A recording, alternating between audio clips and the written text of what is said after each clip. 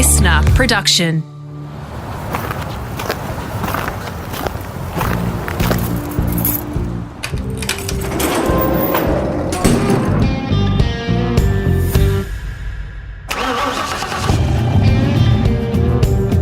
I'm automotive commentator and journalist Greg Rust, and this is Rusty's Garage. For this episode, I'm in a studio on the Gold Coast, sadly, but I was meant to be at the cool new Mighty Car Mods Super Garage.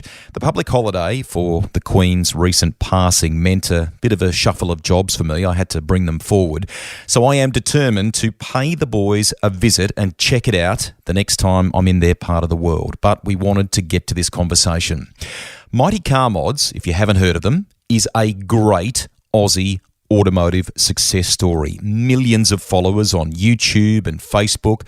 But Marty and Blair, who most of you probably know as Moog, don't think of themselves as influencers or YouTubers. They are just a couple of regular guys, not mechanics, who learnt through forum convos and the internet about cars and how to modify them. They are seriously passionate about them too, and sharing the stories of their projects and the places that cars have taken them. In this episode of Mighty Car Mods, we are here to answer the question that absolutely nobody asked. That is, what is faster, my Daihatsu Midget or Marty's K-Truck Tipper? And that is exactly what we're going to be doing on this episode. What began as a bit of fun for a couple of clever dudes who also happen to be very talented musicians has gone global. They're the world's #1 DIY auto and adventure show. They're broadcast worldwide on the Discovery Channel and have over 500 million, that's with a B, YouTube views. They've filmed in all sorts of countries, found, driven and worked on some legendary cars, and plenty that you wouldn't expect too. Not to mention getting a call up to collaborate on projects alongside some massive film franchises like Mad Max, Fast and the Furious, Transformers and Need for Speed. Naturally, in this convo, we can't tackle every car and every project. That's for you to enjoy by going online and checking them out. We will get to a few though. I'm really interested in sharing their backstory with you and what the future might bring. If for some reason you haven't seen their awesome work, you can go to mightycarmods.com.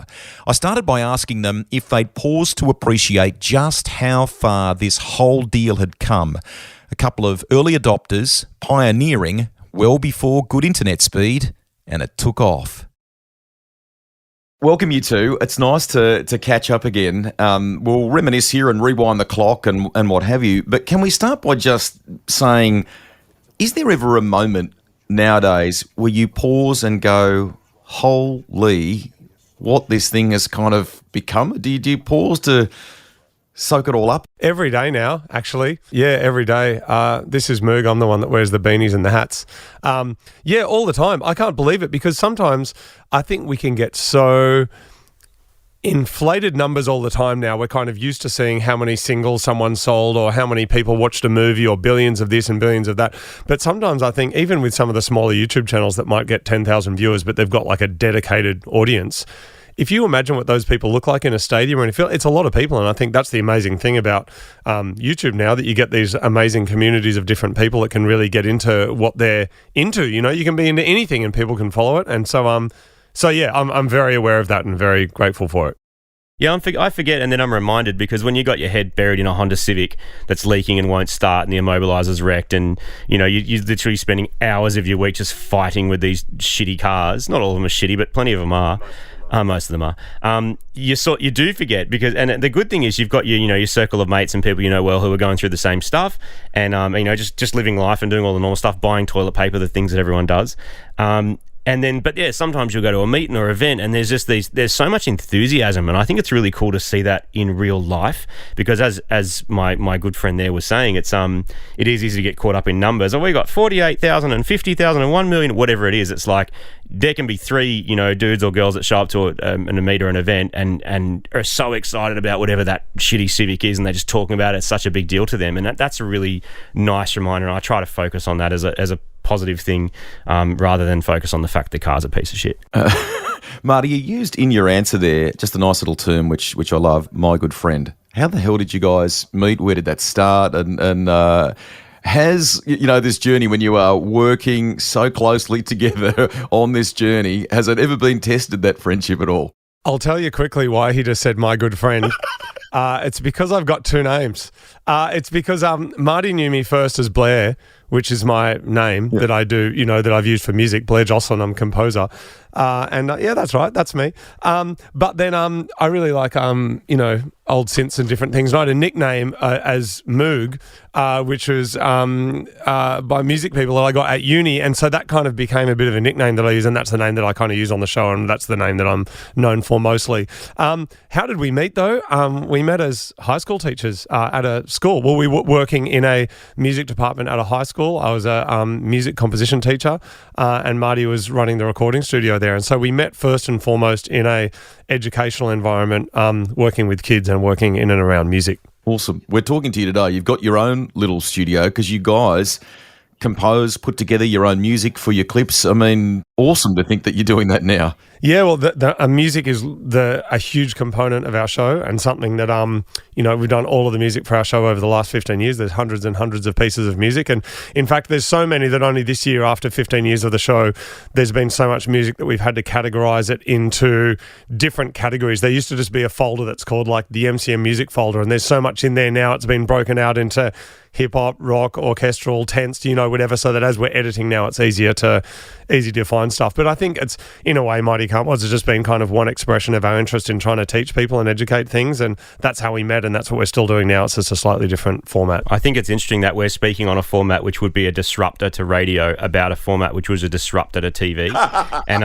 and now that disruption is being disrupted again by other formats, and I find it kind of interesting. I mean, we've been doing this show for 15 years. We've known each other for nearly 20.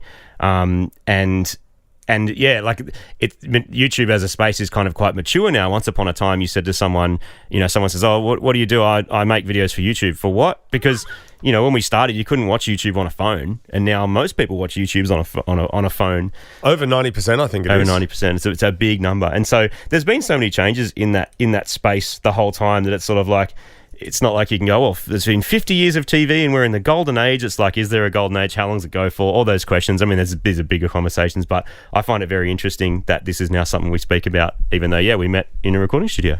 I want to talk poster cars in a minute and what it was like when you were younger, when it was probably more magazines rather than, or in that transition phase to internet. Can we just come back to the music for a moment? Our good friend, Ebony Doherty at Michelin, asked me in the lead up to this about music. My car goes...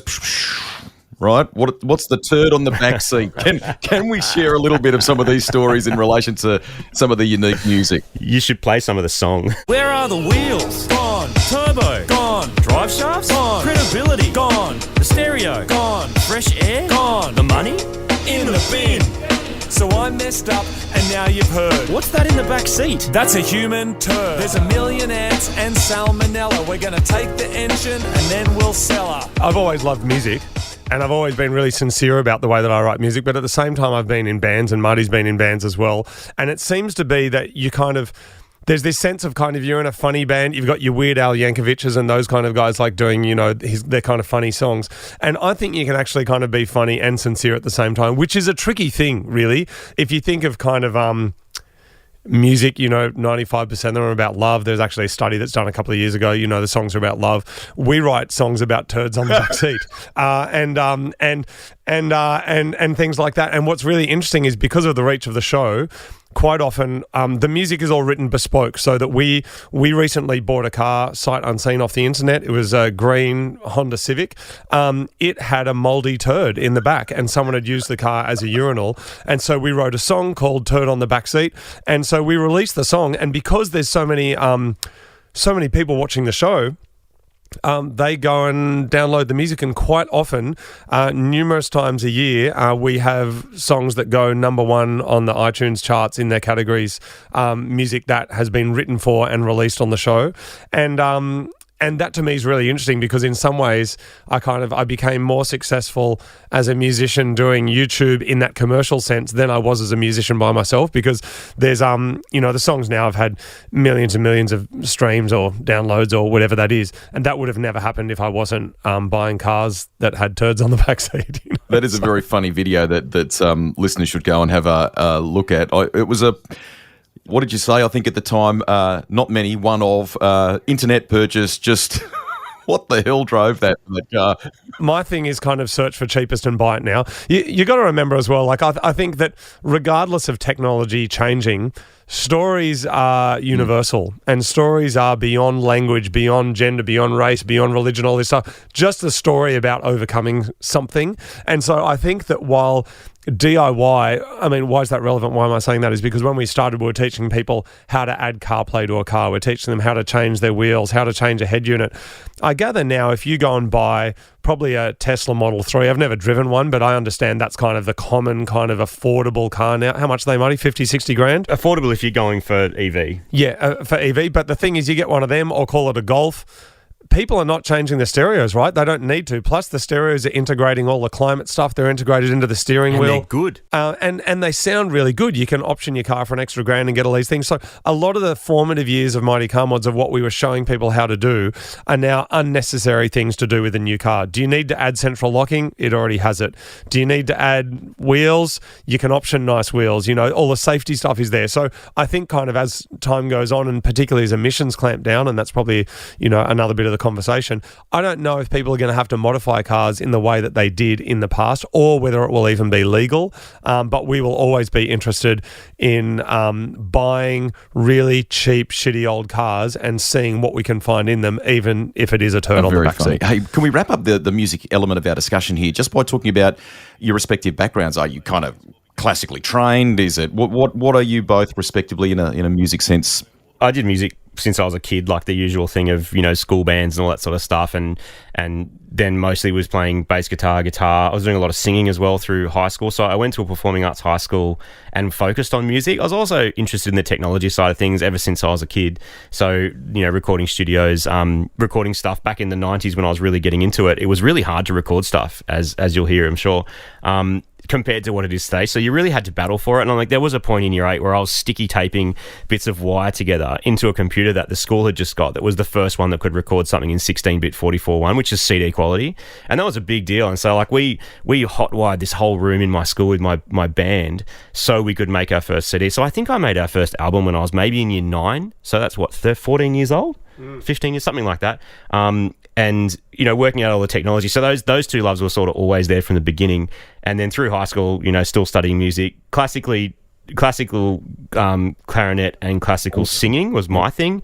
And then once I finished that, it was mostly once I finished school to make money, and just because it was fun with my mates, we'd play gigs. And so I was playing mostly guitar and fronting the band. And then I had a couple of mates that would come along and play as well. And I did that for nearly 15 years until there was like lots of fans in the audience who wanted selfies because of the car show. And then I'm like, oh, okay, I need to like flip gears here. Marty's downplaying it a bit, let's be honest. He was in a successful band that's playing 3, 4, 5 nights a week, every single week for a decade. Yeah. And large crowds of people. I mean, I play a bit of guitar, whatever. That's how he was making his living. That was that sort of supported. And funnily enough, my love for wagons, and especially fast ones, came to the fact that I couldn't drive a sedan or a hatchback because I couldn't fit a PA and a drum kit in it. Yeah, so that's why I got so into wagons, ended up with Subaru wagons. Who makes a fast turbo wagon that's less than 20 grand? Subaru does. And so that started that sickness. And then all those things kind of melded in together, and I did that all through high school as well, and sort of continued to a bit today. It's more cars now, and you know, because we got this show, then people love it so much, and there's a lot of work that's involved in that. But we still do a fair bit of music together. And I mean, I started playing, you know, piano when I was really young. Before I had lessons, I was really drawn to playing music and playing instruments. And I grew up in Grafton, and my pop had one of those big organs, those double-layered organs, and I loved playing around with that. And I think for my 8th birthday, my mum gave me piano lessons, and that was, you may as well have just given me a remote control helicopter. I was so excited. Like, I was just like, this is the best. And so I would spend hours a day kind of just fiddling around with the piano. I didn't realize it at the time. I knew that there were composers, but I didn't know that that's what I was going to be, because I really wasn't that interested in the notes that were on the page. And I would go to my piano lessons with my teacher, Mrs. Whale, and she'd say, play the notes on the page. And I was like, oh, but I think it sounds better if I do this. And she'd say, you know, she wouldn't say I don't care, but she didn't care. She was like, play the thing on the page. And so then I went to the conservatorium and did my grades. And it was only probably when I was about 15 or 16 years old, I kind of realized that I was being graded on my proficiency as a musician on how well I replicated music written by hundreds of years ago. And I kind of went, it's a really strange way of assessing someone's ability. And so I'd started making my own music by then. I was playing in bands. I played drums in bands and really into death metal and heavy stuff. And then I went to uni, and so I did 4 years. I did an honours degree in music, and only in like the second year, because the first year you had to perform and I wasn't as good as everybody else. And then the second year you got to choose your kind of the main thing that you were going to study, your major. And I was like, composition. And then I just flourished and just absolutely loved it. And so when I finished music school, I just decided I would do any work I could that I could earn any kind of money. And I have spoken about this before, but I did pornos, fitness videos, on-hold systems, TV commercials, late-night sexy SMS ads. And in fact, to get by, I remember there was a tyre shop in Dural, which was near where I lived, and I needed a new set of tyres either for my Holden Chimera or my Mini, because they were the two cars that I had at the time before I moved into a VL Commodore. And I rang them, and I said, I need some tyres, and I gave them the specs, and they said, we'll just check for you. And when they put me on hold, this... And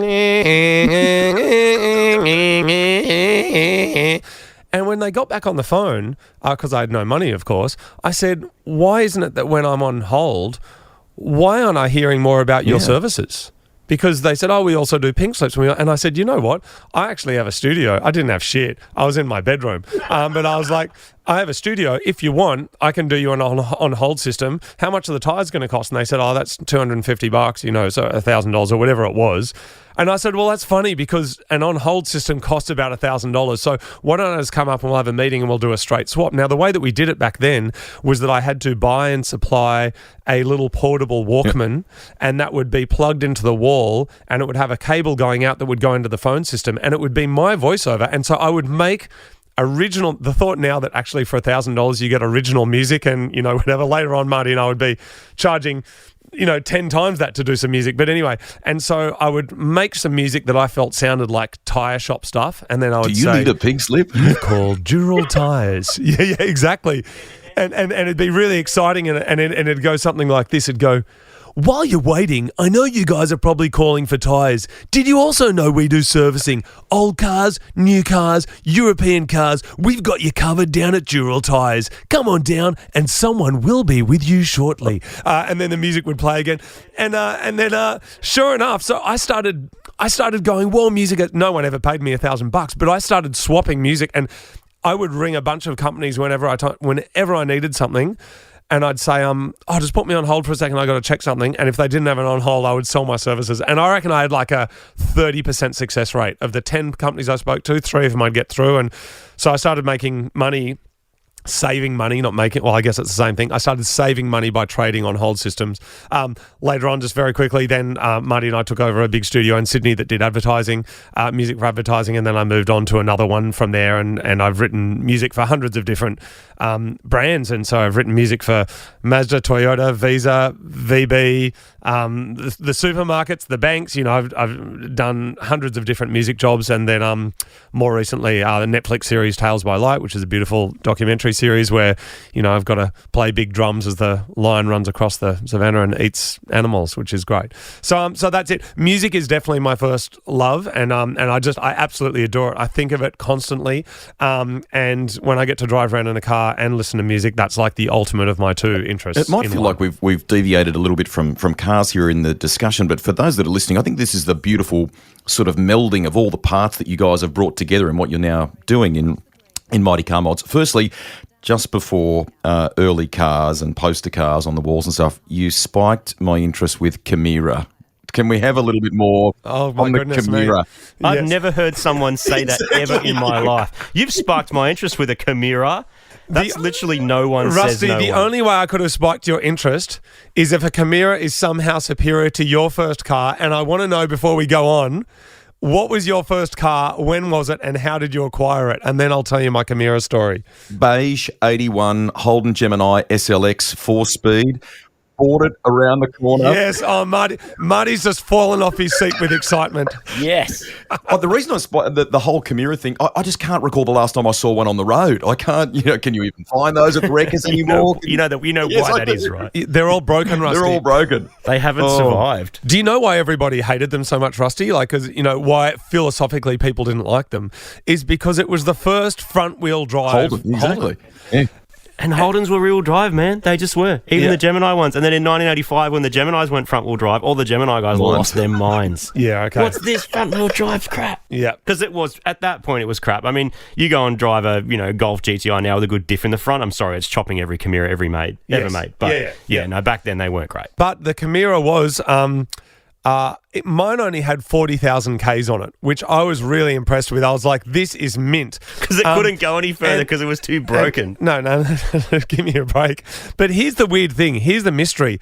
On my driver's side door was a square about 20 centimetres by 20 centimetres, and on the passenger side door was the same thing, and the paint on that square was much brighter than the rest of the car.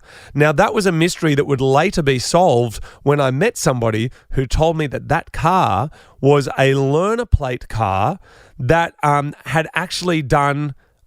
Its clock had gone all the way over, and I was on the next 50,000 Ks, and that car had been doing the traps around the place. And I ended up lending it to a mate who needed a car.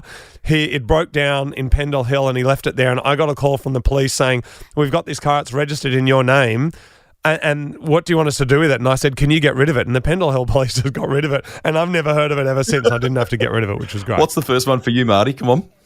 First car. So my story is, funnily enough, related to a Chimera. So a mate in school had a Chimera, and he was like the first guy to get his license. He was like a couple months older. He was the first dude, and so that was my introduction to having a car in high school, last year of high school.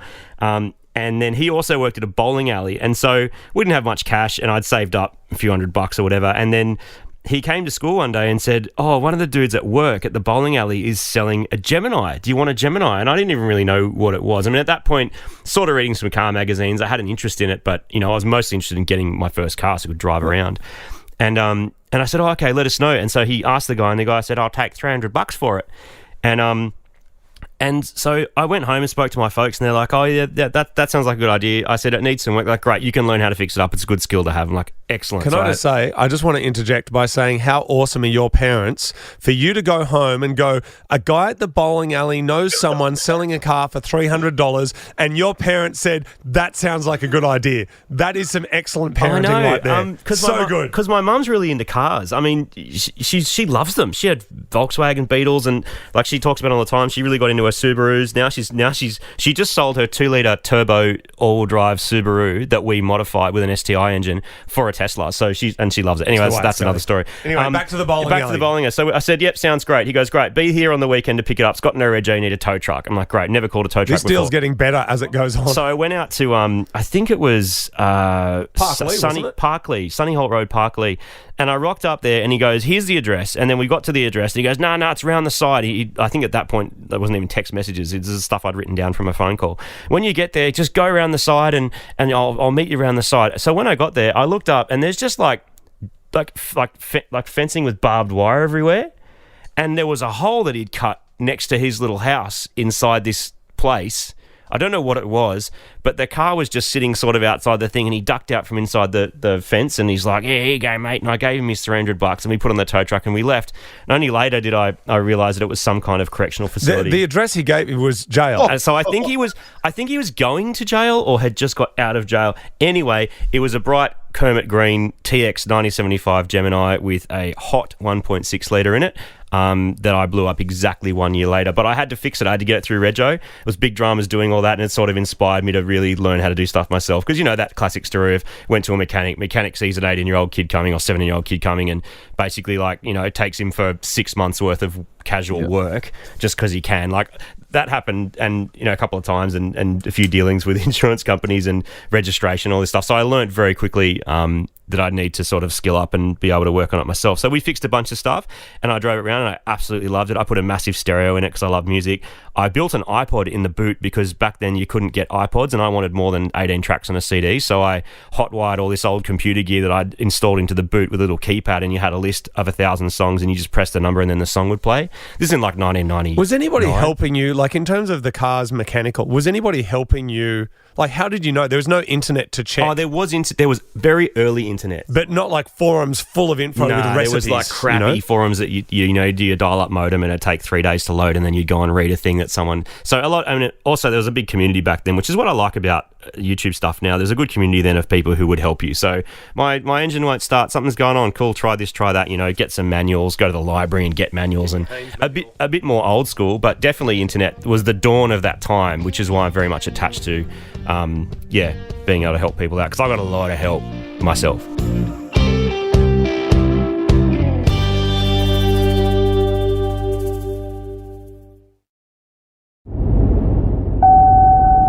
Hi again. I've been thinking, what can a car do for you? Keep listening to hear about the roller Jeep Wrangler, a Daihatsu Mira and a studio called Gas, joined together to help start this adventure. What was the poster cars as you were growing up? And give us the influences. I mean, you talked about your mum there a moment ago, and I guess the impact of family. I mean, family for a lot of people, if you talk to racing drivers or sports people, things that go on in your early life influence often where you're going. So where's the love of cars come from for both of you? The world that they opened up was definitely it for me, because I mean, lived in the suburbs, very typical Aussie upbringing, and lived in the suburbs, and a car was the ticket out, you know, to go and do stuff and be able to explore. So I wasn't that fussy at the time of what car it was. I just know that $300 is a good price for a car. And but yeah, Mum was interested in cars. My pop was interested in cars as well, and had like a couple of old books and things. But I didn't have that teenager bring up of going to racetracks and stuff all the time. That just wasn't. I was playing sports and I was doing music stuff. That's what I was doing as a kid. So those three things I still do. I love sports, love music, and love cars. That's sort of what I'm into. But yeah, my mum had a couple of kind of cool little old cars, and then we had some crappy cars when I was a little kid. My dad had lots of crappy cars. He had Daewoo's and just all sorts of terrible stuff. I think I came home from hospital in like a Tirana, but the Sunbird one, the Fuel Crisis 4-cylinder one that's really slow that everyone laughs at. But now it's probably worth heaps of money, because in the late 70s, that's all you were buying. So yeah. I think similar to Marty, I wasn't interested in what a car was. I was interested in what a car could do for you. And so I was born in Grafton, you know, half an hour, 40 minutes out of Grafton City. So you needed cars to get around. I moved to Tarago, which is a little town in between Goulburn and Canberra. So you needed cars to get everywhere. So from a very young age, I was used to, an adventure started in a car. You know, an adventure started by getting in a car and going somewhere because you knew you were going somewhere exciting. And my dad would often come home with weird cars. He had an Alfa Romeo. He got a Ford Falcon LTD with power windows, and that was the first time I was accused of being a liar in my life that I remember, was driving to school with my dad, and I would drive from Tarago into Goulburn where I was going to school, and he dropped me off, and I said to the kids when I got to school, I was in year 1, and I said, my dad has a window in his car, you press a button and it goes up and down. You're a liar! No, he doesn't. No, there's a button. There's a button. You press the button and it goes, no, it doesn't. That kid's a liar. And then I think, you know, I know someone tried to beat me up or something. I know, because you're lying about a thing. So I remember being really excited about technology in cars at that time. And I don't know why my dad had, you know, quite a few different ones. My mum loved Minis. Her parents had Minis, I think, as well. And so my first car before I had got the Camaro was actually a Mini, and we had a circular driveway, and I just drove round and round and round and round. And I still own a Mini now. But yeah, anyway, that was my influence. So correct me if I'm wrong in joining the dots here, but something like a bit of mucking around on Marty's mum's driveway in 2007 is kind of a light switch moment. Did the pair of you sort of go, hey, this will be a bit of fun, there'll be shits and giggles? Where did the conversation to sort of start this whole thing come from?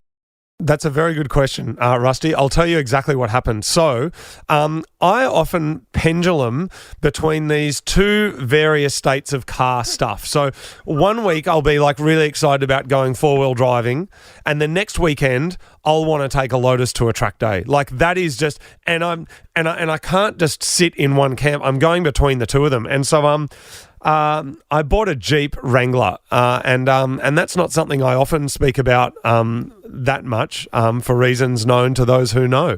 No, but anyway, and I thought, you know what, I'm just going to keep it for the summer. It's going to be great, and I drove it around for about 6 weeks, and as I said to someone, a Jeep will go past absolutely anything except a petrol station. You could see the thing, you could see the needle just going down, and so again, I swung the other way, and I heard about these little cars called a Daihatsu Fiore, which means kiss, Marty. Is that what it is? Yeah, Italian for means kiss. kiss. It's Mira in Japan. And a Daihatsu Mira, and I was like, it's a tiny little 2-door car. This is great. I'm going to buy one of them. It was $4,000. It was really economical on fuel. Antithesis of the Jeep, hey? Which is just me, it's just what I do, and I'm still doing it now. I'm swinging side to side. And so Marty and I, by that stage, we were working together at a studio called Gas in Piedmont. And so it was a studio that we ran ourselves. Originally, I was in there by myself, and we were competing with 2 other big studios that were supplying all the music for the big advertising agencies in Sydney. And so they had teams and producers and audio posts, and we just had Marty and I in a big room pretending that we were more than we really were, and some support staff down in Melbourne. And so we'd been making these funny little videos that I guess now would be pranks or gags on YouTube. And we went, look, there's this website. It was not monetized. No one was sponsored. There was no influencers. That didn't exist yet. And I said to Marty, I bought this little car. I love it, but it sucks at the same time. It's got, the stereo's not good. It doesn't have central locking. And Marty said, you know what? I know how to fix all that stuff. And because while I was studying music, I also did filmmaking and animation. I'd always been loving filmmaking and editing. I said, why don't we just make a little video and put it up there? It was not motivated by anything other than just pure fun. And so I drove the car to Marty's house, and it was a bit of a big trip, because by then I was living around Parramatta, and Marty was down in the Sutherland Shire.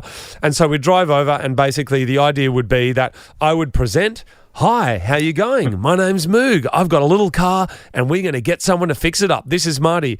And Marty's role, in inverted commas, wasn't to speak much. It was to kind of do the techie stuff. And then I would go, next up, Marty's going to do the whatever. And then he would do that. And at the end of it, we would have a video, and my car would be a bit better. What we did do in that very first episode is I think I needed some tyres, Marty, from Tempe Tyres, or some wheels. And I do believe that I went to Tempe Tyres, and they said it was going to be $800 for wheels and tyres, and I said, we're making a little documentary about it, and they said, we'll give you $200 off. And I was like, wow. Like, so the very first episode, we got sponsored content. Sponsored content. It's just a good deal for everyone. It worked great for them. It was great. And so we got about 300 views, and here's the thing. If you're an artist, you're an author, you're a musician, when you release something, you know that your friends and family are going to be really excited, and you know they're going to support you in the first week. And then in the next week, maybe they're going to share with some of their friends, hey, have a look at this, have a look at that. Getting outside of the circle of the people that love and support you, I think, is probably the hardest thing in business or arts or filmmaking or anything creative, because everyone that loves you will support you. And I realized that 300 views on a video, I didn't have that many friends. And so I went, this was before, Facebook had, everyone's got 10,000 friends and all these kinds of, so I realized, because that we got 320 views or 330 views, more people were watching than people that we knew. And I went, oh, people must like something about it. It was motivated by telling a story. For me, it was motivated by telling a story and sharing educational information about cars while having fun, for me. And this was, and it's part of how we shared that initially. So yeah, Facebook was very new. I think YouTube started in 06, and we started at the end of 07, early 08. And it was still postage stamp size. It was very small. Facebook was very basic as well. So there wasn't really this huge social network to share stuff through. So a lot of the original views actually came from these forums I was mentioning before, just through word of mouth as well. It's also worth remembering this is very early broadband days. So even watching a video on the internet at that point was a bit of a trip. You're like, whoa, we can watch video on this? This is crazy. Downloading music, Napster had only just gone away, things like that. So, but the mods we were doing on the little red car, that was pretty much what I was doing on the driveway with my mates from back in the Gemini days. This is, 6 or 7 years after the Gemini's demise, but that's pretty much what we did on weekends. We just, mod cars, work on cars, learn, just hang out together. It was good. And we just started doing it every weekend, didn't we? And so that's how our weekends were filled. That's right. And back then there might have been, 20 videos in a year, and now there's 80. Yeah. And basically, the roles were that I would say to Marty, I'd really like central locking and a stereo and a this and a this and a this, and I would pay for the stuff. Marty would pick up the kind of equipment that we would need. I forgot, I worked at J-Car at the time, and I had a staff card. So that's the other reason it happened. So we used to crank all this, so a lot of audio electrical stuff and audio stuff, which I was interested in still, working while I was working at studios and I was studying audio engineering and doing everything else. We smashed this stuff on the J-Car staff card. So thanks, J-Car. And then afterwards, I would get my camera, which I'd saved up and bought, which was like $1,800 or something for this JVC camera. Then I would take the cards away. I would edit up during the week, put it together, do the voiceover, add some music that at that stage was made in GarageBand, and then upload it to the internet. I mean, now we're coming to you from a purpose-built space that Marty and I actually worked with builders and designers to create, and we've each got an edit suite with, there's 1, 2, 3, there's 4 pieces of glass between us in acoustically designed spaces, and we're editing videos, and he'll come to my room, Marty, can you do this voiceover? And then I'll go to his, can you do this voiceover? Oh, I need a bit of music. Oh, we need to shoot this thing. So we're working really collaboratively, but back then it was Marty's job to get the gear, and it was my job to sit by myself after I'd finished my real job and edit into the night and finish the video. So and it would take like 3 days to upload something. It took ages. It was a big risk. It's like you hit upload and then you just cross your fingers and come back a few days later. Amazing. Hey, can we talk? I mean, the space you've created, by the way, is phenomenal and testament to the great work that you've been doing. But in those early days, I would imagine, and one of the clear reasons for your success is, dare I use that overused word, authenticity, because it's just you guys. It's the people I'm talking to now. Were there any early learnings in that where, you don't need to put on the facade and be some sort of, serious presenter or actor, or it's just you guys, isn't it? When did that click?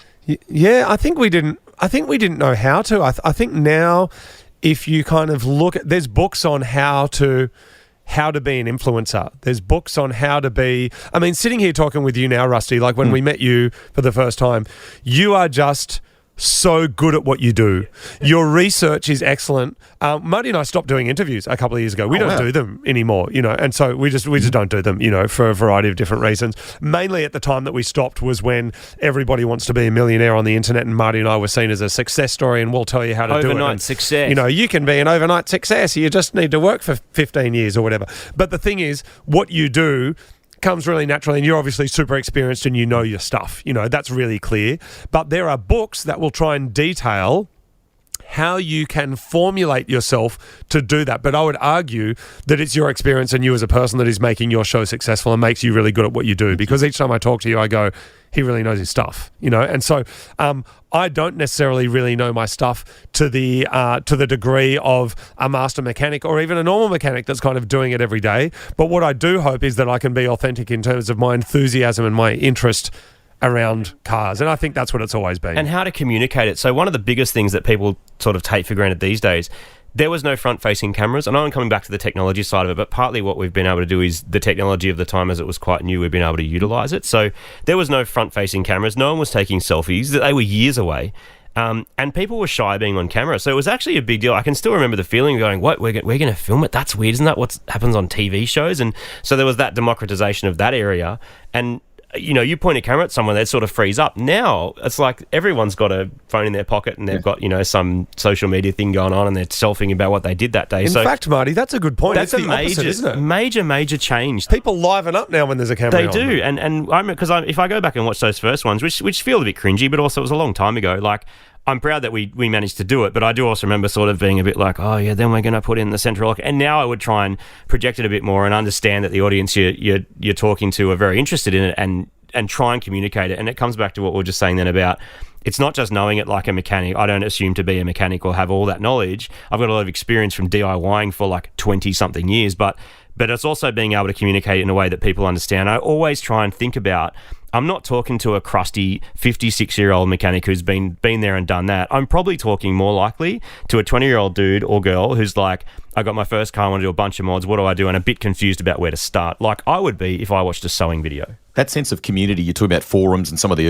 early stuff, is that where all of the kind of learnings for you guys came from? As I'm assuming there's trial and error and things, clearly went wrong maybe in those early days as you were going, and then sharing those times. Heaps. It was also, Yeah, so much of it was also access to tools. I realised as well that, because also we're going back 20 years when I first bought my tools, like you couldn't get as good as stuff either. And if you could, it was really, really expensive. And so I feel every time I use a really nice tool now, I'm like, oh, this actually makes this easy. Get the right tools for the job, which everyone says, which is fine to say that. But if you earn $300 for your weekend job and the tool's $600, you're not buying that thing. No. Like you're going to try and make it work. So a lot of that does, breed some ingenuity by having to come up with how to fix it. But yeah, a lot of learnings from the initial dawn of the internet in terms of forums, and then people were writing how-tos. People are also very happy to share that, and I still am. Some people are not now. They're a bit more like, no, this is my info and you can't have it, which I don't really like that as much. But if I know how to do something, I'll 100% give people the recipe. And I consider a lot of this stuff recipes when you're talking about how to engine swap something and what will fit and what won't fit and what bolts to use. What about cars that came along that you modified and then perhaps moved on because you had to get to the next thing? Have there been regrets? Have there been ones where you've gone, oh man, we really shouldn't have let that one go? And what were they? I would say now that there's no regrets at the time, but I think what some people do is they look at the financial state of cars now and go, I wish I'd never sold my Sylvia. Sylvia? What are you talking about? Because now that's worth $50,000, and back then, you can get an S15 for $8,000. So I don't really have regrets because I really see them as stepping stones to do more. There was a period of time, though, when I remember someone in the comments kind of going, man, these guys have got so many cars, they're really baller, like they must be doing really well. And what they didn't realise, we only had one car, but we would sell that car for 10 grand, buy another one, make a bunch of videos, and often the car that we'd sold for 10 grand was going to a friend. And then in 2 or 3 videos' time, we would borrow the car back to do some more mods. So it would start to look, I guess in a way it's the kind of fake it till you make it, but it would look like there was a fleet of cars. And actually we just had one car each, but we still had access to some of the old ones that we'd sold.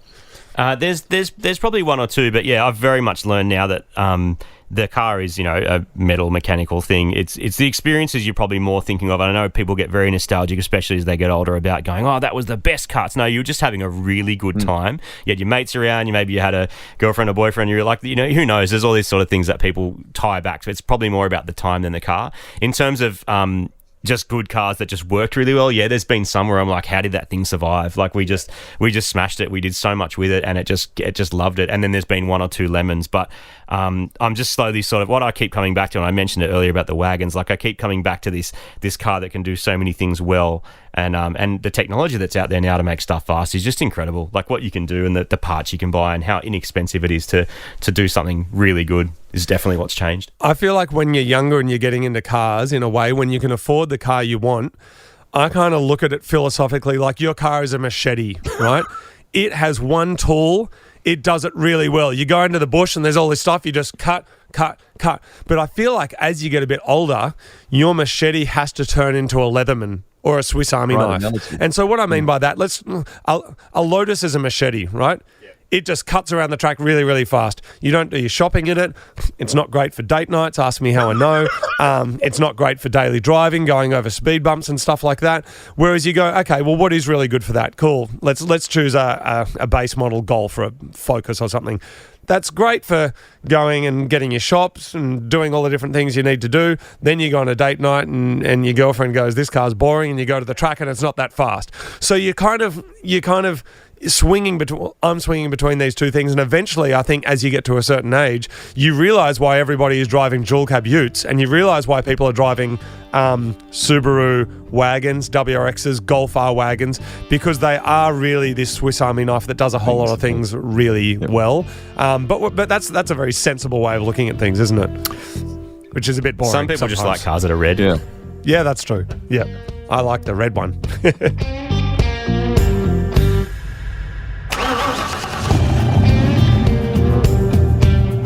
That's the end of part 1 of my podcast with Marty and Moog from Mighty Car Mods. What a yarn. Two guys, as I'm sure you can tell here, who aren't focused on clicks, likes and shares, but have been curious and tech savvy enough to forge their own online path telling cool yarns about cars, modifying them, and it's taken them all over the world. We are not done yet telling this impressive story. Head back to the Rusty's Garage Library and check out part 2, which is all loaded up and ready for you to enjoy right now. From an Aussie classic they haven't tackled yet. maybe they'll have to after this conversation, what the future looks like and how they remain very hands-on with their car content creation, passionately connected to it all despite how big their following or community has become. And the Super Garage.